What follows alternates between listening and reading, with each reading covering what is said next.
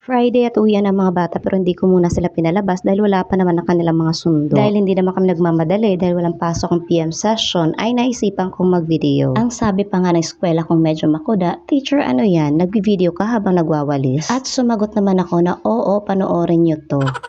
Lahat sila ay may suot na futsa pero dahil puti ang kulay ng ating bagong tiles ay kitang-kita ang dumi kahit gatuldok lang ito.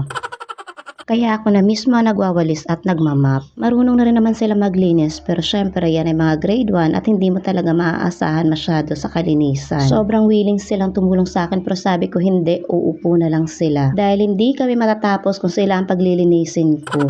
Ginawa ko na lang silang mga right hand, pakiabot ng map, pakiabot ng walis, pakiabot ng pandakot at pakitapon ng basura. Hindi ko na rin pinapunta ang kanilang mga magulang dahil alam ko namang wala rin pupunta.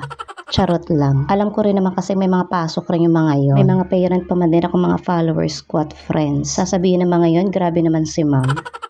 Diyan na lang kayo maglinis sa mga bahay nyo at ako na bahala dito sa room natin. Dahil naaasahan naman ng mga yan kapag humihingi ako ng tulong sa kanila, mapa-financial man o workforce. Makintab at malinis na nga ang aming sahig. At payapa din ang aking isip. Umeksena pa nga itong bubuyog kaya nagkagulo ang mga eskwela ko. Kaya pinalabas nga ng kanilang teacher na superhero dahil takot na takot sila.